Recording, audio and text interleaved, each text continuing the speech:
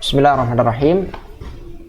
Adik-adik yang dirahmati Allah Subhanahu wa taala, Kak Adit akan menjelaskan dari lembar monitoring hafalan yang Kak Adit share tadi, teman-teman sekalian. Pertama, yang utama adalah nama santrinya dulu.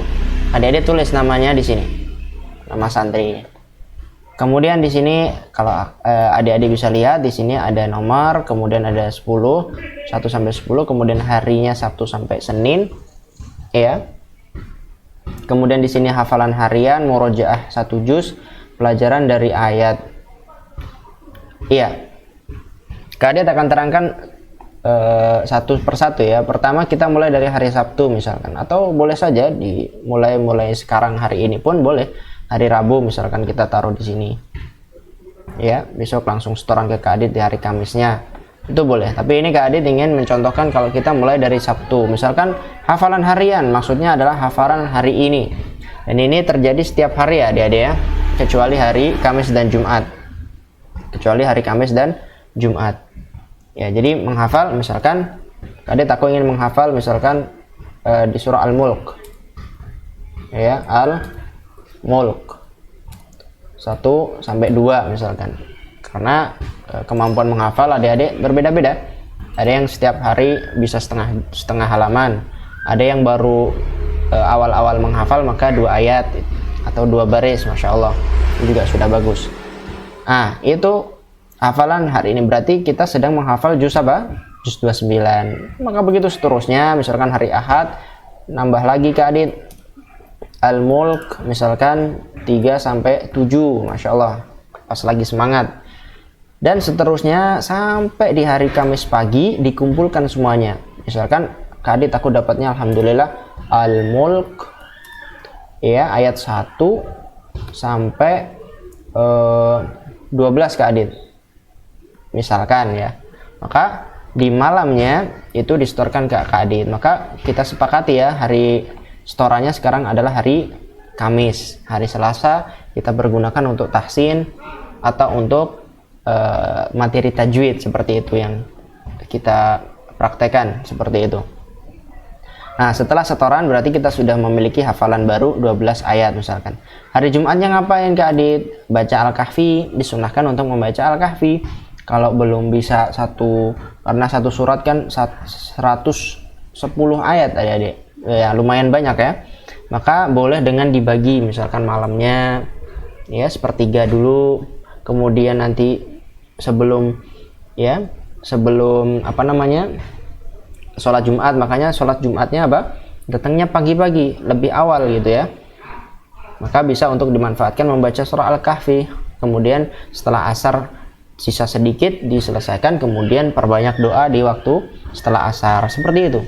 Atau kalau untuk memang berat, ya udah 10 ayat pertama dulu di surah Al-Kahfi, itu didawamkan dulu, dimaksimalkan terus. Setiap Jumat membaca minimal 10 ayat dulu di surah Al-Kahfi yang pertama. Siapa tahu nanti bisa hafal dengan sendirinya dengan sering dibaca, karena itu menghindarkan kita dari fitnah Dajjal. Hari Jumat ya, Kamis setoran berarti nggak ada hafalan baru ya, karena sudah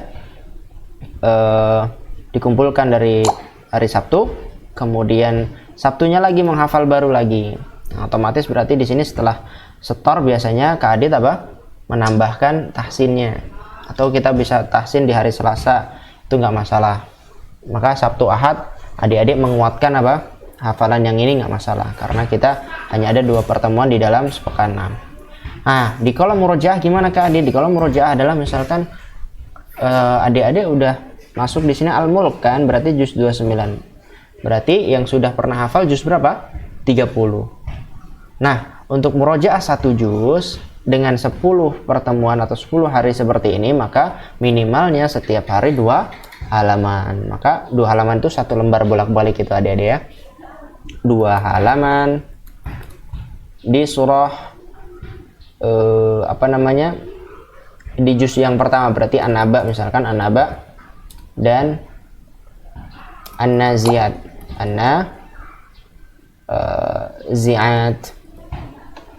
An-Naba dan An-Naziat misalkan, seperti itu. Besok lagi 2 halaman lagi, tapi kalau yang murojaah ini harus berlaku tiap hari dan minimalnya 2 halaman adik-adik. insya Allah mudah. Kenapa? Karena pernah dihafal, apalagi kalau hafalannya sebelumnya adalah hafalan yang kuat. Jadi tinggal insya Allah nggak nyampe 2 menit insya Allah selesai kita murojaah. Boleh dengan membaca, tapi ketika sudah hafal mutkin maka ditutup dan kita baca dengan ala dohril qalb, yaitu di luar hati kita. Maksudnya adalah dengan hati kita, dengan hafalan maksud Adit. Nah, di kolom selanjutnya ini apa Adit? Pelajaran dari ayat. Misalkan di surah Al-Mulk ayat 1 dan 2 misalnya. Allah Subhanahu wa taala berfirman, aku sudah hafal Adit. Kamu hafal kan? Sudah hafal misalkan di surah Al-Mulk, alladzi khalaqal mauta wal hayata liyabluwakum ayyukum ahsanu amala, yaitu Allah yang menciptakan kehidupan dan kematian agar supaya Allah Subhanahu wa taala menguji kalian siapa yang paling baik ini amalannya. Adit, apa itu amalan yang paling baik? Harus memenuhi 2 syarat, ikhlas kepada Allah dan sesuai dengan contoh Rasulullah.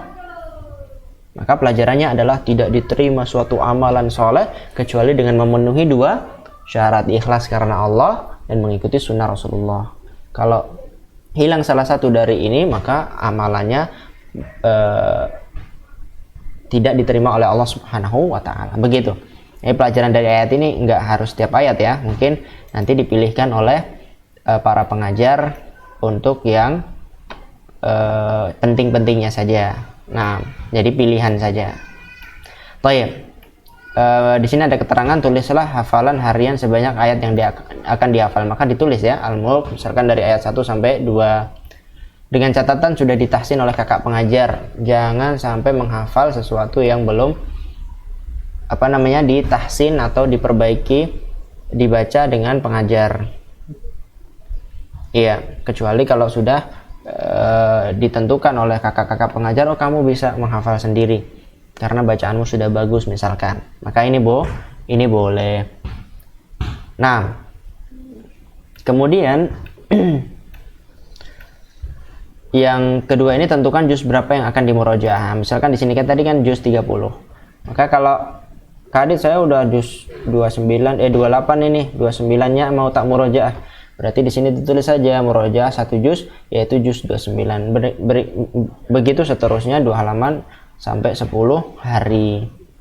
Nah, kemudian yang di sini catatannya ini diutamakan apa? Murojaahnya didampingi dengan orang tua, maka ayah, bunda, kemudian abi, umi untuk mendampingi putra-putrinya untuk apa? Untuk murojaah Al-Quran yang sudah dihafalkan. Insya Allah ada keberkahan di dalam rumah ketika rumah tersebut diisi dengan tilawatul Quran, tadabburul Quran, ya, kemudian membaca Al-Quran, mentilawahnya dan mentadaburinya. Masya Allah, keberkahan yang banyak di dalam suatu keluarga. Kemudian yang ketiga, pengajar memberikan faedah kandungan ayat. Nah, ini di kolom yang ini tadi ya, ini yang memberikan adalah para pengajar atau kakak-kakak pengajar. Ini adik-adik, semoga kita bisa praktekkan mulai pekan depan insya Allah. Sallallahu ala nabiyina Muhammadin wa alihi wa sahbihi ajma'in.